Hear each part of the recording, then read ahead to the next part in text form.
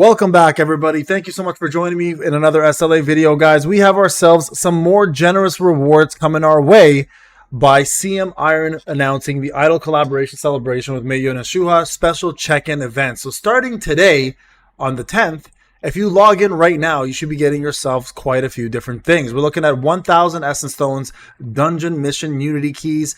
Then the next day, we're going to get ourselves some Artifact Selection Chest ×8, which is amazing because now we're getting ourselves the opportunity, especially for newer players. And again, this has been the focus kind of SLA lately, is more on the newer players. Newer players have the ability to get themselves 8-piece Selection Chest, which allows you guys to get level 100 gear.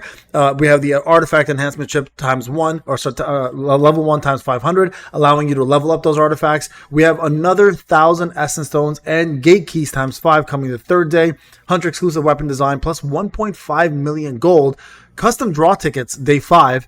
Dungeon Mission Unity Keys again. And then we have ourselves day 6, another advanced selection chest, which is crazy. More artifacts. This time artifact chips 2.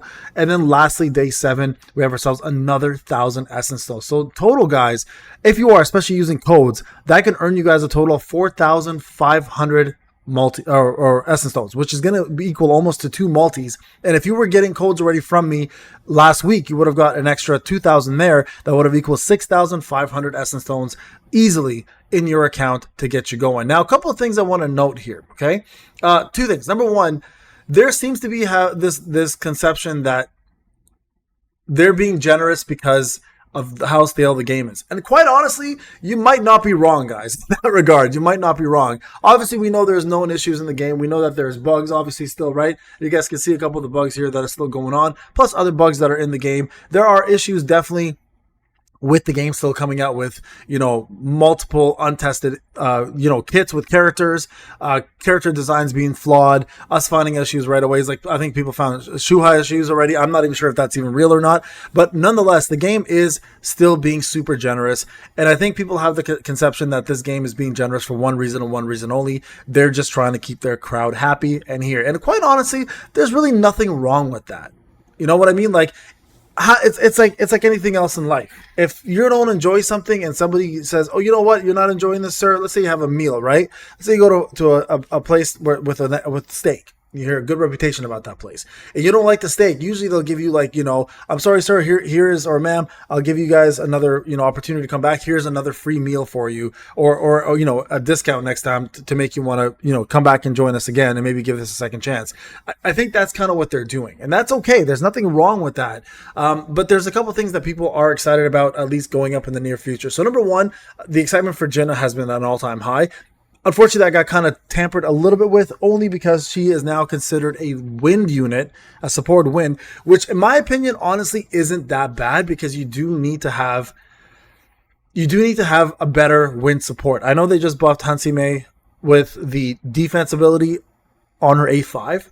It's just not enough, though, right? She's just too old of a character. Just kind of like Alicia was too old of a character. It's time to now replace her. Just like Mireille was too old of a character. It's time to replace her. And they're slowly now replacing the actual units that have been around for a long time, which again is a very normal part of gacha history. It's a very normal gacha life. Power creep exists, and they do it on purpose. It's the only way they're going to be able to sell characters. Now, we already talked about the collab doing a really good job of maintaining composure on some of the existing characters and not letting these units be like super OP, which is amazing. That's exactly how collabs should do. Most of the time, any collabs I've played, a lot of the characters are crazy OP just to sell, but Netmarble's done a good job of containing that and giving them more of an option than it is a necessity. Now, we have 3 more units coming out, of course, for the collab. We don't know what they're all about yet. They may, in fact, be broken, but you can only imagine there's only a couple other OG characters to replace for every element, right?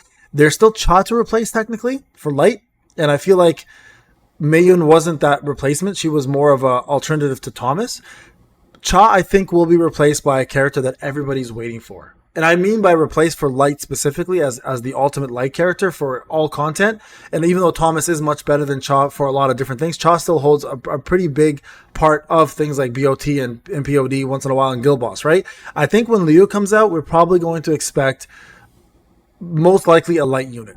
Probably a broken Light unit at that, right? And I think everyone is waiting for him to drop to come back to the game or start their accounts or whatever, or just continue playing and be happy, right? I think Liu is going to be the most hyped character coming out in quite some time, especially being a national level hunter. And I can see them releasing that most likely around the 1 1.5 year anniversary. That would make sense because Thomas was released in the 6 month anniversary, so it would make sense to release another national level hunter. Now, if Leo's not the option, then the next one would be Christopher Reed, and he would probably be a fire unit, right? Because we know his powers are obviously fire. So we're looking hopefully at the next big unit to come out, but the only real units left to replace, as mentioned before, is Cha for light. Technically, Yusuyun can be replaced, but she really still is really, really good.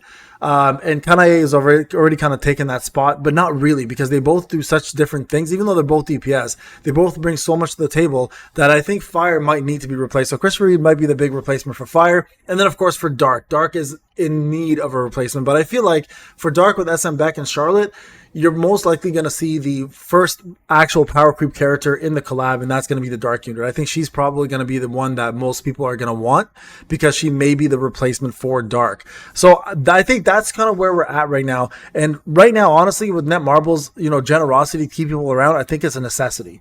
I think that's one of the things that the game is known for, is to be super free-to-play friendly and allow people to, give people a lot of rewards and issue these things out to make people happy, because right now, there's a lot of people who are not happy with the state of the game, even though, honestly, like I said before, the game is above beyond most gacha games out there. Let's take Wuthering Waves out of the equation for a second, because I know a lot of people will compare it to that. Wuthering Waves does a great job, but also people who play Wuthering Waves can also, state that once they get to end game, it does get boring for them as well too. So we're all kind of in the same boat, but I'd rather see this kind of generosity than see nothing at all, right? Because at the end of the day, a gacha is made for one thing and one thing only.